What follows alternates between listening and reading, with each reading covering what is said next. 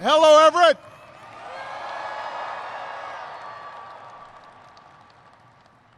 It is great to be in Washington, not Washington, D.C., in Washington State.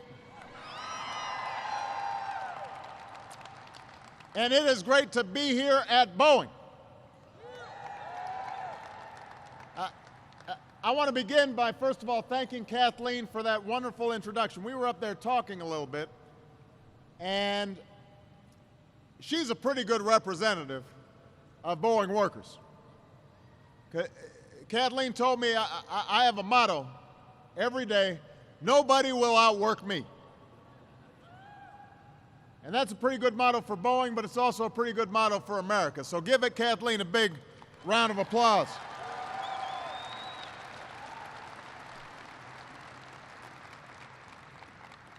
I've been told we're standing in the biggest building in the world, so big you could fit Disneyland inside. Your heating bills must be crazy.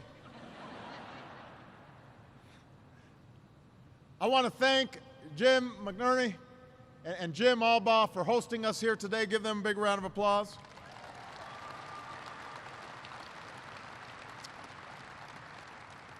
Your machinist leadership, Tom Buffenbarger, Rich Maholsky, Tom Roboleski,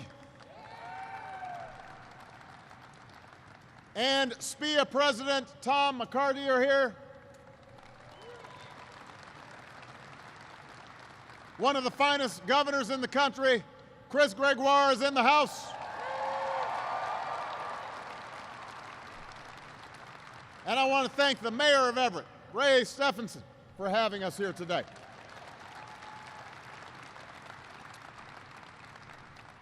Now, I want to thank all of you for also giving me a pretty smooth ride. As some of you may know, Air Force One was built right here in Everett 25 years ago. In fact, I met one of my guys that I met during the tour worked on the plane. So I told him he did a pretty good job. It's flying smooth. I get to see your handiwork in action every single day. But as wonderful as it is to fly Air Force One, and it is wonderful, it's hard not to be amazed by the Dreamliner.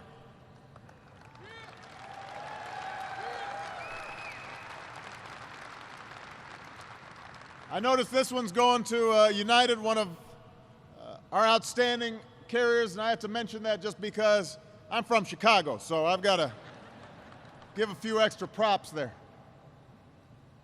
But this is the first commercial airplane to be made with 50% composite materials. It's lighter, it's faster, it's more fuel efficient than any airplane in its class. And it looks cool.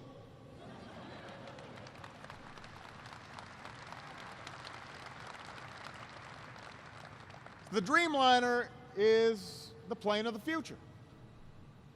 And by building it here, Boeing is taking advantage of a huge opportunity that exists right now to bring more jobs and manufacturing back to the United States of America.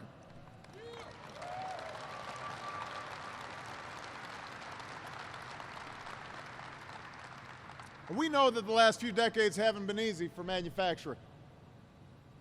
New technology has made businesses more efficient and more productive, and that's a good thing.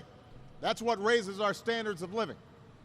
It means we can get better products for less. But that also means that companies need fewer workers to make the same amount of product as they used to. And technology makes it easier for companies to set up shop and hire workers anywhere where there's an internet connection. And so the result has been this transition process that's been incredibly painful for a lot of families and a lot of communities. A lot of communities that used to rely on a lot of factory jobs they saw those shrink. They saw those get shipped overseas. Too many factories where people thought they'd retire left home. Too many jobs that provided a steady, stable life, a middle-class life for people, got shipped overseas. And look, the hard truth is, a lot of those jobs aren't going to come back because of these increased efficiencies. And in a global economy, some companies are always going to find it more profitable to pick up and do business in other parts of the world. That's just the nature of a global economy. But that does not mean that we've got to just sit there and settle for a lesser future. I don't accept that idea. You don't accept that idea. America is a place where we can always do something to create new jobs and new opportunities and new manufacturing and new security for the middle class, and that's why I'm here today. That's our job. That's what we're going to do together.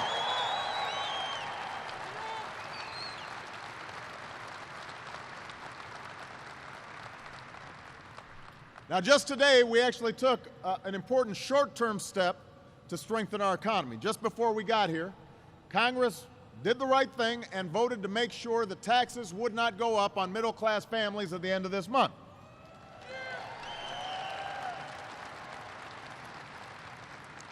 Congress also agreed to extend unemployment insurance for millions of Americans, maybe some of your family members, who are still out there looking for a job. So I'm going to sign this bill right away when I get back home.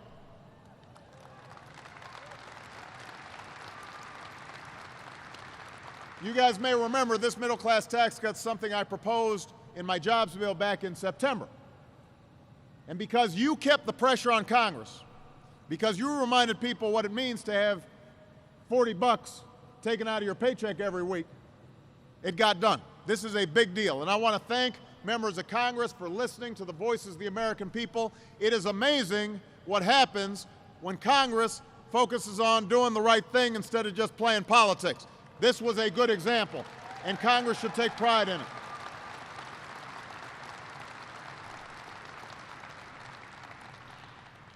But the payroll tax cut is just the start. If we want middle-class families to get ahead, we've got to deal with a set of economic challenges that existed even before this recession hit. And we've got a choice right now. We can either settle for a country where a few people do really well and everybody else is struggling, or we can restore an economy where everybody gets a fair shot, and everybody does their fair share, and everybody plays by the same set of rules from Washington to Wall Street to Main Street. Everybody's doing their part.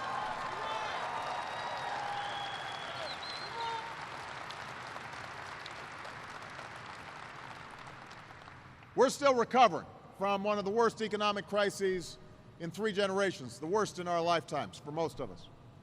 And we've still got a long way to go to make sure everybody who wants a job can find one, and every family can regain that sense of security that was slipping away even before this recession hit. But the tide is turning. The tide is beginning to turn our way. Over the last 23 months, businesses have created 3.7 million new jobs, and American manufacturers are hiring for the first time since 1990, and the American auto industry is back, and our economy is getting stronger, and that's why we can look towards a promising future. And Boeing is an example of that. But to keep it going, the last thing we can afford to do is to go back to the very same policies that got us into this mess in the first place. We can't go backwards, we got to go forwards. We can't go back to an economy that was weakened by outsourcing and bad debt and phony financial profits. I want us to make stuff. I want us to sell stuff. So in the State of the Union, I outlined a blueprint for an economy that's built to last, that has a strong foundation. An economy based on American manufacturing and American know-how, American-made energy, skills for American workers, and the values that made America great. The values that Kathleen talked about: hard work and fair play and shared responsibility. That's what America's about. And that blueprint starts with American manufacturing. It starts with companies like this one. You know, a lot of people say, well, there are going to be fewer manufacturing jobs than there were in the past. I already said, we're more efficient now. What used to take 1,000 people to make, you might only need 100 now. We understand that. We understand that there are going to be more service jobs. That's important. We want to make sure that we're promoting service industries as well. But manufacturing had a special place in America. When we make stuff and we're selling stuff, that creates jobs beyond just this plant. It raises standards of living for everybody. And here at Boeing, business is booming. Booming. Last year, orders for commercial aircraft rose by more than 50%. And to meet that demand, Boeing hired 13,000 workers all across America, including 5,000 right here in Everett.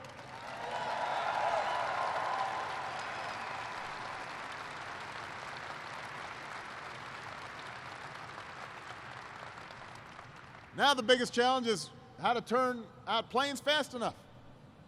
Jay, that's a high-class problem to have. So this company is a great example of what American manufacturing can do in a way that nobody else in the world can do it. And the impact of your success, as I said, goes beyond the walls of this plant. Every Dreamliner that rolls off the assembly line here in Everett supports thousands of jobs in different industries all across the country. Parts of the fuselage are manufactured in South Carolina and Kansas. Wing edges, they come from Oklahoma. Engines, assembled in Ohio. Tail fin comes from right down the road in Frederickson. And the people in every one of these communities, some of whom who are here today, they're benefiting from the work that you do. All those workers, they spend money at the local store. They go to restaurants. So the service economy does better because you're doing well. And what's happening here in Everett can happen in other industries. It can happen not just here, but it can happen in Cleveland and Pittsburgh and Raleigh. We can't bring every job back. Anybody who says we can, they're not telling you the truth. But right now, it's getting more expensive to do business in places like China. Meanwhile, American workers have never been more productive. And companies like Boeing are finding out that even when we can't make things faster or cheaper than China, we can make them better. Our quality can be higher. And that's what America's about. That's how we're going to compete.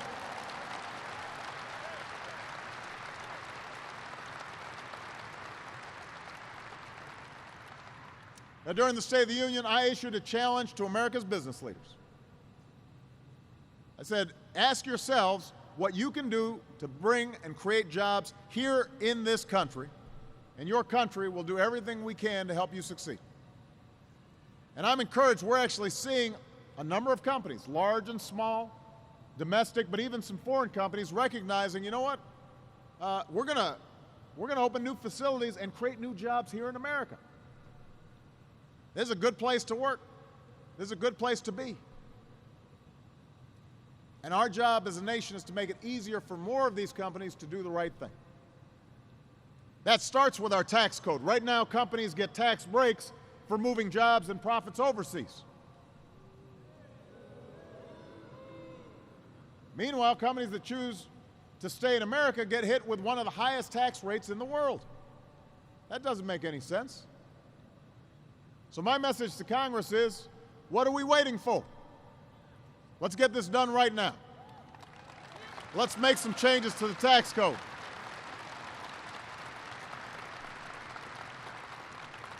And let's follow some simple principles. First, if you're a business that wants to outsource jobs, that's your choice, but you shouldn't get a tax deduction for doing it. That money should be used to cover moving expenses for companies that are deciding to bring jobs back home. That's who should be getting tax breaks.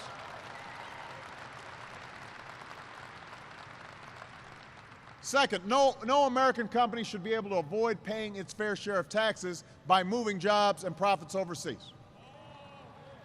My attitude is every multinational company should have to pay a basic minimum tax. You should not have an advantage by building a plant over there over somebody who's investing here and hiring American workers. And every penny of that minimum tax should go towards lowering taxes for companies like Boeing that choose to stay and hire here in the United States of America. Number three, if you're an American manufacturer, you should get a bigger tax cut. And if you're a high-tech manufacturer, we should double the tax deductions you get for making your products here. And finally, if you want to relocate in a community that's been hard hit by factories leaving town, then you should get help financing that new plant, or financing that equipment, or training for new workers. Everett, it is time to stop rewarding companies that ship jobs overseas, reward companies that are creating jobs right here in the United States of America. Congress should send me these tax reforms. I'll sign them right away.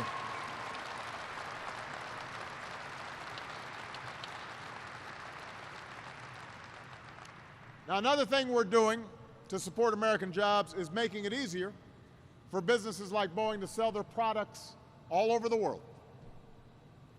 2 years ago, I set a goal of doubling U.S. exports in 5 years. We're on track to meet that goal. We're actually ahead of schedule.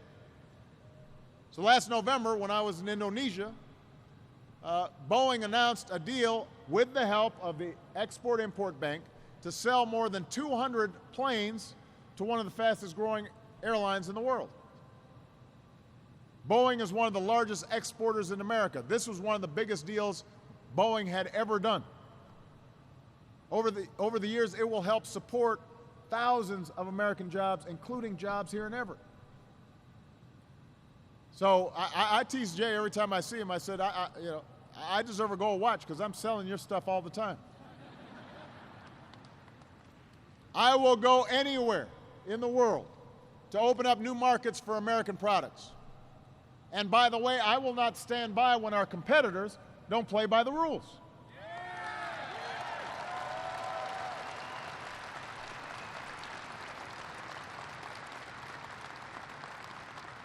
That's why I directed my administration to create a trade enforcement unit that just has one job: investigating unfair trade practices in countries like China or places like Europe. That's why it's so important for Congress to reauthorize the Export-Import Bank. This bank is led by Fred Hochberg, who's right here. He's out there working with Jay all the time, selling on behalf of Boeing. And the Export-Import Bank helps companies like this one sell its products. It also helps thousands of small businesses. And today, the bank will be launching a new program to help small businesses get the financing they need to sell more products overseas. I'm also instructing the bank to give American companies a fair shot by matching the unfair export financing that their competitors receive from other countries. You know, American workers, you guys, folks like Kathleen, you're the most productive on earth. You can compete with anybody. You will outwork anybody as long as the playing field is level. You can compete with any worker, anywhere, anytime. In China, in Europe, it does not matter. If we have a level playing field, America will always win because we've got the best workers.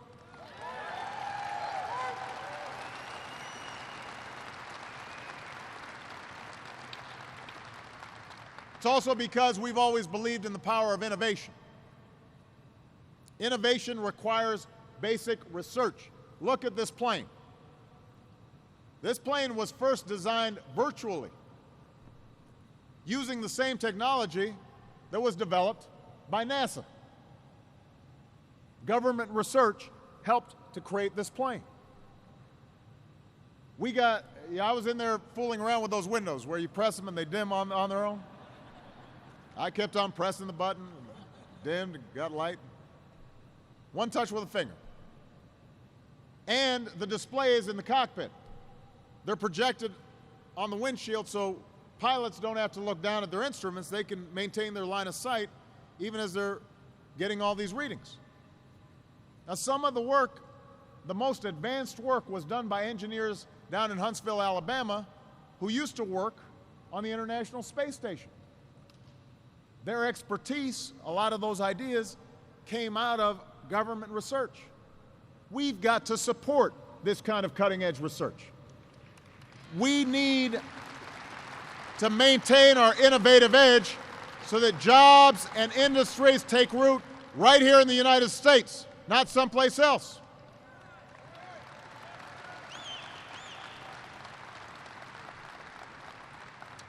So, Everett, if we want to build an economy that lasts, that is strong, that has a strong foundation, that helps families get into the middle class and stay in the middle class, we've got to do everything we can to strengthen American manufacturing. We've got to make sure we're making it easier for companies like Boeing to create jobs here at home and sell our products abroad. We've got to keep on investing in American-made energy, and we've got to keep training American workers. And above all, we've got to renew the values that have always made this country great. Hard work, fair play, shared responsibility. These are not Democratic values or Republican values. These are American values.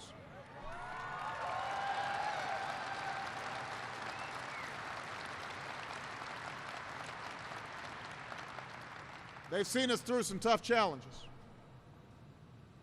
But we've always emerged stronger than before because of these values. And we're going to come out stronger than before this time as well. And I know it because of the people who are here. You know, in December of 2009, the first Dreamliner took off on its maiden flight right here in Everett. Some of you are probably out there seeing it. It was a cold, windy day. That didn't stop 13,000 employees all from coming out and seeing what they had built, seeing the product of all their hard work suddenly filling the skies. And one of these people was Sharon O'Hara. Is Sharon here? Where's Sharon? There's Sharon right there. Sharon works as an executive office administrator for the leaders of the Dreamliner team. Now, executive assistant means basically you're doing all the work.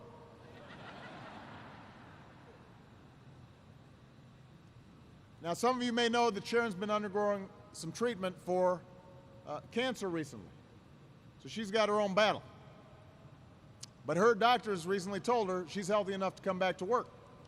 That's worth applauding.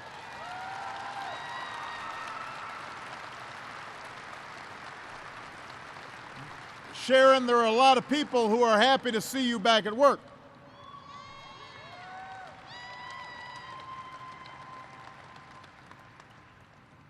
And I was hearing about this, and as Sharon tells the story about watching the first plane lift gently off the runway, just the way it was designed to do, she thought about everything that had gone into making this day possible. All the challenges, all the setbacks, the thousands of hours of brain power and manpower and woman power.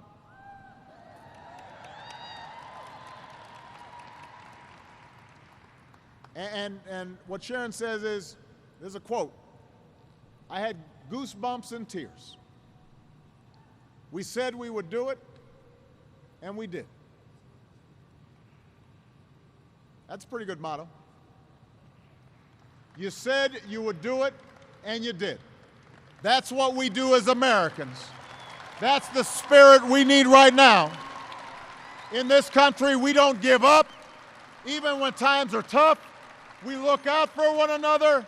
We reach for new opportunities. We pull each other up. We stay focused on the horizon. That's who we are. That's who we've always been. And if we work together right now with common purpose and common effort, I have no doubt we will build an economy that lasts, and we will remind the world just why it is the United States of America is the greatest country on earth. We said it, we will do it. God bless you. God bless the United States. Thank you.